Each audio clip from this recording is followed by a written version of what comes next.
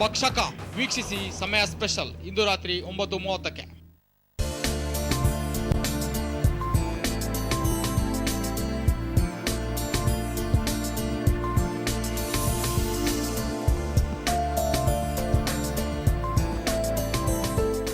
ಮಾತನಾಡಿದ್ರೆ ಬಾಯಿಯಿಂದ ಉದುರೋದು ಮಾತಲ್ಲ, ಅಕ್ಷರಶಃ ಸಂಗೀತ. ಏನೇ ಪದ ಕೊಟ್ರು ಅದಕ್ಕುತ್ತರ ಸಂಗೀತ. ಸಂಗೀತವನ್ನೇ ಉಸಿರಾಗಿಸಿಕೊಂಡಿರುವ ಈ ಹಿರಿಯಜ್ಜಿಯ ಮತ್ತೊಂದು ಹೆಸರೇ ಸಂಗೀತದ ಅಜ್ಜಿ. ಹಾಗಾದ್ರೆ ಯಾರು ಆ ಅಜ್ಜಿ? ಅದೆಲ್ಲವನ್ನು ಕೂಡ ಕಂಪ್ಲೀಟ್ ಆಗಿ ಹೇಳ್ತೀವಿ. ಇದೇ ಈ ಸಮಯದ ಸ್ಪೆಷಲ್ ಸಂಗೀತದ ಅಜ್ಜಿ. ನಾನ್ ಶಿಲ್ಪಾ.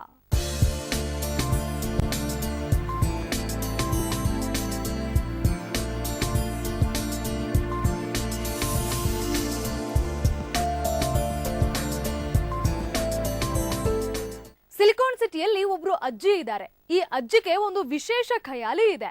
ಇವರ ಖಯಾಲಿಯಿಂದಾಗಿ ಈ ತನಕ 1000ಕ್ಕೂ ಹೆಚ್ಚು ಮಂದಿ ಸಂಗೀತ ಪಾಠವನ್ನ ಕಲಿತಿದ್ದಾರೆ.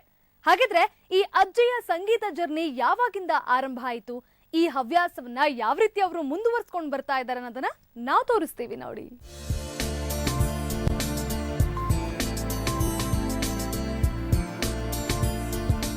ಏನೇ ಶುಭ ಕಾರ್ಯ ನಡೀಬೇಕಿದ್ರು ಅದಕ್ಕೊಂದು ಗೀತೆ ಪದ್ಯ ಅತ್ಯಗತ್ಯ. ಹಿಂದೂ ಸಂಪ್ರದಾಯದಲ್ಲಿ ಯಾವುದೇ ಕಾರ್ಯ ಶುರು ಮಾಡಬೇಕಿದ್ದರೂ ಅದು ವಿಘ್ನ ವಿನಾಶಕ ಗಣೇಶನ ಗೀತೆಯೊಂದಿಗೆ ಆರಂಭಗೊಳ್ಳುತ್ತದೆ. ಆದರೆ ನಾವಿವತ್ತು ಪರಿಚಯ ಮಾಡಲು ಹೊರಟಿರುವ ಈ ಅಜ್ಜಿ ಬಳಿ ಸರಾಸರಿ 4000ಕ್ಕೂ ಹೆಚ್ಚಿನ ಗೀತೆಗಳಿವೆ.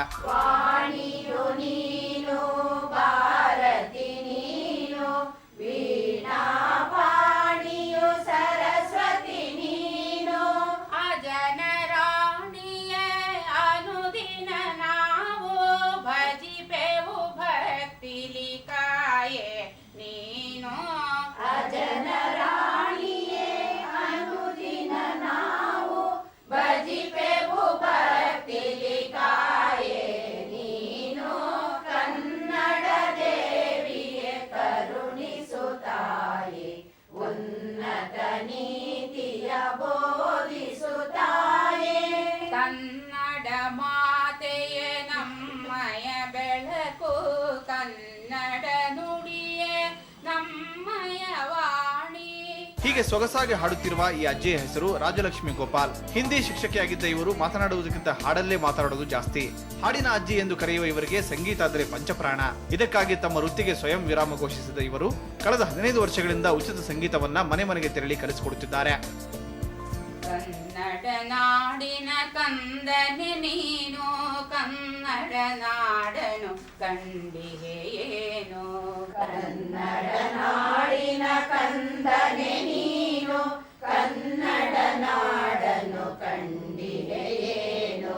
ಚೆಲುವಿನ ನಾಡು ಕನ್ನಡ ನಾಡು, ಗೆಲುವಿನ ಬೀಡಿದು ಕನ್ನಡವು.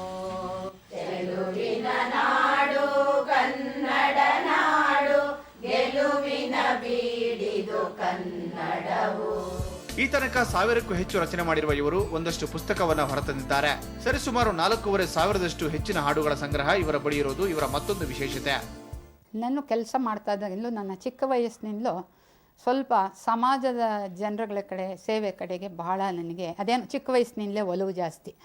ನನ್ನ ಸಂಗೀತ ಗುರುಗಳು ನಾನು ಕ್ಲಾಸ್ಗೆ ಹೋದ ತಕ್ಷಣ ಪರೋಪಕಾರಿ ಪಾಪಣ್ಣವರೇ ಬರಬೇಕು ಹೀಗೆ ಕರೆಯೋರು ನನ್ನನ್ನು, ನಮ್ಮ ಮಾಸ್ಟ್ರು ನೋಡಿದ್ರೇ.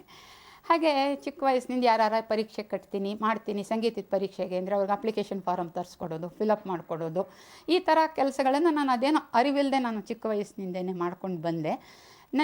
ನಾನು ಹಿಂದಿ ಶಿಕ್ಷಕಿಯಾಗಿ 20 ವರ್ಷ ಸೇವೆ ಸಲ್ಲಿಸಿ ನನ್ನ 47ನೇ ವರ್ಷದಲ್ಲೇ ನಾನು ಸ್ವಯಂ ನಿವೃತ್ತಿಯನ್ನು ತಗೊಂಡ ಉದ್ದೇಶನೇ ನನ್ನಲ್ಲಿ ಕಲಿತಂತಹ ಭಗವಂತ ಕೊಟ್ಟ ಜ್ಞಾನವನ್ನು ಸಮಾಜಕ್ಕೆ ನಾನು ಧಾರೆ ಎರೆದು ಕೊಡಬೇಕು ಅನ್ನುವ ಒಂದು ಹಂಬಲ ಬಂತು.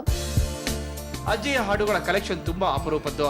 ಉದಾಹರಣೆಗೆ ದೇವರ ನಾಮ, ಭಕ್ತಿಗೀತೆಗಳು, ಭಜನೆಗಳು ಇವೆಲ್ಲ ಮಾಮೂಲಿ, ಜೊತೆಗೆ ಕೇಳಿಯೂ ಇರ್ತಿವೆ. ಆದರೆ ರಾಜಲಕ್ಷ್ಮಿ ಅವರ ಸಂಗೀತದ ಶಾಲೆಗೆ ಹೋದ್ರೆ ದಿಬ್ಬಣ, ವರಪೂಜೆ, ಬೀಗರ ಬಿಡಾರ, ಬೀಗರನ್ನು ಎದುರುಗೊಳ್ಳುವುದು, ಎಣ್ಣೆ ಶಾಸ್ತ್ರ ಹೀಗೆ ಹಸಗಿ ಕರೆಯುವ ಸಂದರ್ಭದ ಹಾಡಿನಿಂದ ಹಿಡಿದು ಕಾಶಿ ಯಾತ್ರೆ, ಧಾರೆ, ಮಾಂಗಲ್ಯ ಧಾರಣೆ, ಬಸುರಿ, ತೊಟ್ಟಿಲ ಶಾಸ್ತ್ರ ಮುಗಿಯುವ ತನಕ ಅವುಗಳಿಗೆ ಸಂಬಂಧಿಸಿದ ಹಾಡುಗಳನ್ನ ಹೇಳಿಕೊಡ್ತಾರೆ. ಅಲ್ಲದೆ ಪರಿಸರ, ಬುದ್ಧಿವಾದ, ಸುಗ್ಗಿ ಹೀಗೆ ಶಬ್ದಕ್ಕೊಂದು ಹಾಡುಗಳ ಸಂಗ್ರಹ ಇವರಲ್ಲಿದೆ.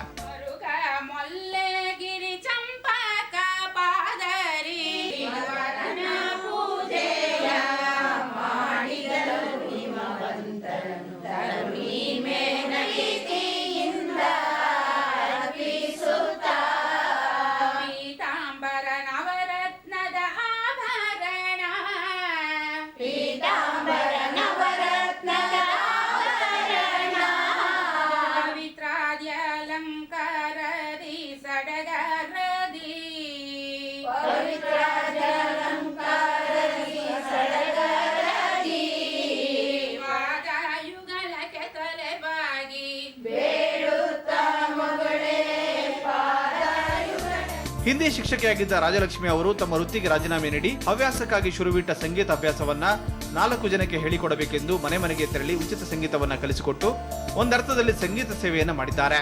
ವಾರದಲ್ಲಿ 2 ದಿನಗಳ ಕಾಲ ಮನೆಯಲ್ಲಿ ಮಹಿಳೆಯರಿಗೆ ಪಾಠ ಹೇಳಿಕೊಡುವ ಇವರ ತರಗತಿಯಲ್ಲಿ 1000ಕ್ಕೂ ಹೆಚ್ಚು ಮಹಿಳೆಯರು ಇದರ ಸದುಪಯೋಗ ಪಡೆದುಕೊಂಡಿದ್ದಾರೆ. ಸರ್ಕಾರಿ ಶಾಲೆನ ಮಕ್ಕಳು ಓದ್ತಿರ್ತಿರ್ತಾರೆ, ಕೆಲವರು ಓದದೇ ಇರುವಂಥ ಮಕ್ಕಳು ಇರ್ತಾರೆ. ಈಗ ಮೇಡ್ ಸರ್ವೆಂಟ್ಸ್ ಇರ್ತಾರೆ, ಅವ್ರ ಮಕ್ಕಳೆಲ್ಲ ಇರ್ತಾರೆ. ಅವ್ರುಗಳಿಗೆಲ್ಲ ಇವರು ವೇದಿಕೆಯನ್ನು ಕಲ್ಪಿಸಿಕೊಟ್ಟಿದ್ದಾರೆ. ಇದು ಹೇಗೆ ಅಂತಂತಂದರೆ ಇವರು ಮನೆ ಹೋಗಿ ಬನ್ನಿ ನಾನು ಹೇಳ್ಕೊಡ್ತೀನಿ, ನೀವು ಕಲ್ತ್ಕೊಳ್ಳಿ. ಬಿಗಿನಿಂಗ್ ಮಾಡಿ ಪ್ರಾರಂಭದಲ್ಲಿ ಮೇಡಮ್ ಶುರು ಮಾಡಿದ್ದೇ ಇದೇ ಉದ್ದೇಶಕ್ಕೋಸ್ಕರ, ನಮ್ಮಗಳಿಗಿಂತ ಹೆಚ್ಚಾಗಿ ಯಾರಿಗೆ ಅವಕಾಶವಿಲ್ಲವೋ ಅವರಿಗೆ ಅದು ಅರಿವಾಗ ಹಾಗೆ ಕತೆಗಳನ್ನು, ಜೀವನದ ಅರ್ಥವನ್ನು ಕತೆಗಳ ರೂಪದಲ್ಲಿ ಹೇಳ್ಕೊಡ್ತಾ ಇದ್ರು.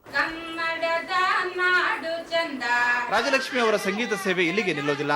ಯಾಕಂದ್ರೆ ಸಮಯ ಸಿಕ್ಕಾಗಲೆಲ್ಲ ಅವರು ನೇರ ಶಾಲೆಗಳಿಗೆ, ಅದರಲ್ಲೂ ಸರ್ಕಾರಿ ಶಾಲೆಗಳಿಗೆ ಭೇಟಿ ಕೊಟ್ಟು ಮಕ್ಕಳಿಗೆ ಸಂಗೀತದ ಪಾಠ ಹೇಳಿಕೊಡ್ತಾರೆ.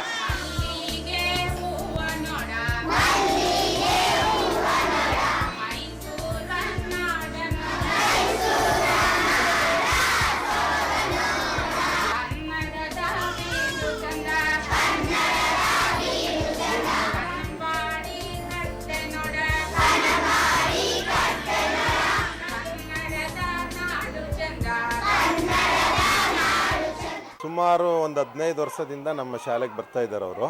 ನಮ್ಮದು ಶಾಲೆ ಸುಮಾರು 1997-98ರಲ್ಲಿ ಸ್ಟಾರ್ಟ್ ಆಗಿದ್ದಂಥದ್ದು. ಅವಾಗಿಂದನೂ ಕೂಡ ರಾಜಲಕ್ಷ್ಮಿ ಗೋಪಾಲ್ ಮೇಡಮ್ ಅವರು ಬರ್ತಾರೆ. ಬಂದು ನಮ್ಮ ಶಾಲಾ ಮಕ್ಕಳುಗಳಿಗೆಲ್ಲರಿಗೂ ಕತೆ ಹೇಳ್ತಕ್ಕಂಥದ್ದು, ಡ್ಯಾನ್ಸ್ ಮಾಡ್ತಕ್ಕಂಥದ್ದು, ಆಮೇಲೆ ದೇಶಭಕ್ತಿ ಗೀತೆಗಳನ್ನು ಹೇಳುವಂಥದ್ದು, ಮಕ್ಕಳುಗಳಿಗೋಸ್ಕರವಾಗಿ ದೇಶಭಕ್ತಿ ಮತ್ತು ಭಾವಗೀತೆಗಳನ್ನು ಹೇಳ್ತಕ್ಕಂಥದ್ದು. ಜೊತೆಗೆ ಇನ್ನೊಂದೇನಪ್ಪ ಅಂತಂದರೆ ಚಟುವಟಿಕೆ ಆಧಾರಿತವಾಗಿ ಪಾಠ ಬೋಧನೆಯನ್ನು ಮಾಡ್ತಕ್ಕಂಥದ್ದನ್ನು ಕೂಡ ಕಲಿಸ್ಕೊಟ್ಟಿದ್ದಾರೆ.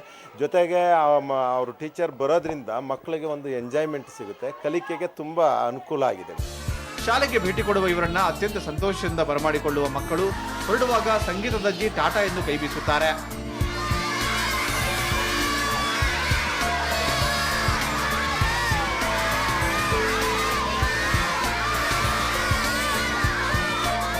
ರಾಜಲಕ್ಷ್ಮಿ ಅವರು ಸಂಗೀತದ ಒಂದಷ್ಟು ಪುಸ್ತಕಗಳನ್ನ, ಸಿಡಿಗಳನ್ನ ಹೊರತಂದಿದ್ದಾರೆ. ಇನ್ನು ಇವರ ಬಿಡುವಿಲ್ಲದ ಸಂಗೀತ ಸೇವೆಗೆ ಪತಿ ಗೋಪಾಲ್ ಅವರು ಕೂಡ ಸಾಥ್ ನೀಡಿದ್ದಾರೆ. ಪುಸ್ತಕ ವಿಚಾರದಲ್ಲಿ, ಕ್ಯಾಸೆಟ್ ವಿಚಾರದಲ್ಲೆಲ್ಲನೂ ನಾನು ಇನ್ವಾಲ್ವ್ ಆಗಿ ನನ್ನ ಸಿಸ್ಟಮ್ನಲ್ಲೇ ಇಟ್ಕೊಂಡು ಸುಮಾರು 1.5 ವರ್ಷ ಅದರಲ್ಲಿ ಹಾಡುಗಳನ್ನ ಸುಮಾರು 3700 ಹಾಡನ್ನ ನಾನೇ ರೆಕಾರ್ಡ್ ಮಾಡಿ ನೇಮ್ ಕೊಟ್ಟು ನಂಬರ್ ಕೊಟ್ಟು ಅದೆಲ್ಲ DVD ಮಾಡೋಕ್ಕೆ ಏನು ಪ್ರೊಸೆಸ್ ಮಾಡಬೇಕೋ ಅಷ್ಟು ಪ್ರೊಸೆಸ್ಸು ನಾನೇ ಕೂತ್ಕೊಂಡು ಎಲ್ಲನೂ ಮಾಡ್ತಾಯಿದ್ದೆ. ನಾನು ಕೂತ್ಕೊಂಡು ಬೇಕಾದಷ್ಟು ಟೈಮ್ ಅದಕ್ಕೆ ಇನ್ವೆಸ್ಟ್ಮೆಂಟ್, ಬೆಳೆ ಎಲ್ಲೂ ಹೋಗೋಕೆ ಆಗ್ತಿರಲಿಲ್ಲ, ಅದರಲ್ಲೇ ಕೂತ್ಕೊಂಡು ಮಾಡಿದ್ರಿಂದ ಭಾಳ ಖುಷಿ ಕೊಡ್ತವೆ ನನಗಂತೂ ಅದರ ವಿಚಾರದಲ್ಲೆಲ್ಲ. ಆಧುನಿಕತೆಯ ದಾಸರಾಗಿರುವ ಇಂತಹ ಕಾಲದಲ್ಲಿ ಪಾಪ್ ರಾಕ್ ಮ್ಯೂಸಿಕ್ ಎಂಬ ಈ ಯುಗದಲ್ಲಿ ಸಾಂಪ್ರದಾಯಿಕ ಗೀತೆಗಳಿಗೆ ಒತ್ತು ಕೊಟ್ಟು ಉಚಿತವಾಗಿ ಕಲಿಸಿಕೊಡ್ತಿರೋ ರಾಜಲಕ್ಷ್ಮಿ ಅವರ ಕಾರ್ಯ ನಿಜಕ್ಕೂ ಶ್ಲಾಘನೀಯ. ಕನ್ನಡ ನಾಡಿನ ಕಂದನೆ ನೀನು, ಕನ್ನಡ ನಾಡನ್ನು ಕಂಡಿಗೆಯೇನೋ, ಅಲ್ಲಿಹುದು ಮೈಸೂರರ ಮನೆಯೋ, ತಲೆ ಎತ್ತಿದ ಚಾಮುಂಡಿಯ ಗಿರಿಯೋ, ಅಲ್ಲಿಹುದು ಮೈಸೂರರ ಮನೆಯೋ, ತಲೆ ಎತ್ತಿದ ಚಾಮುಂಡಿಯ ಗಿರಿಯೋ, ಬೃಂದಾವನ ನಗುತ್ತಿಹುದಿಲ್ಲಿ, ಶ್ರೀರಂಗನು ಹರಸುವನಿಲ್ಲಿ, ಬೃಂದಾವನ ನಗುತ್ತಿಹುದಿಲ್ಲಿ, ಶ್ರೀರಂಗನು ಹರಸುವನಿಲ್ಲಿ. ಅದೇನೇ ಹೇಳಿ, ತಮ್ಮ ಇಳಿ ವಯಸ್ಸಿನಲ್ಲೂ ಇಷ್ಟೊಂದು ಉತ್ಸಾಹದಿಂದ ಸಂಗೀತ ಧಾರಣೆ ಮಾಡುತ್ತಿರುವ ಈ ಹಿರಿಯಜ್ಜಿಗೆ ನಮ್ಮದೊಂದು ಹ್ಯಾಟ್ಸ್ ಆಫ್.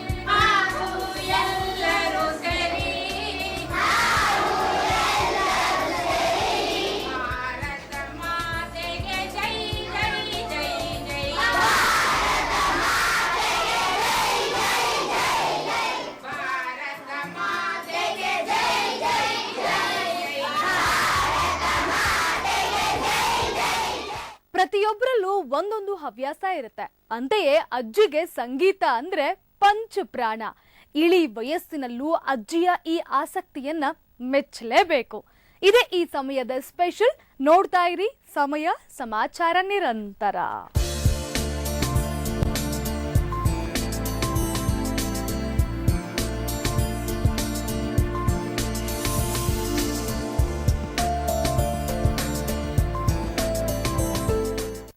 ಒಂದ್ ದಿನಕ್ಕೆ 120 ಕೂದಲು ಉದುರಿದ್ರೆ 365 ದಿನಕ್ಕೆ ಸುಮಾರು 43,800 ಕೂದಲು ಉದುರುತ್ತೆ. ಕರೆಕ್ಟಾ? ಆಗ ಖಂಡಿತ ವಿಗ್ ಬೇಕಾಗತ್ತೆ. ಆದ್ರೆ ಕೂದಲು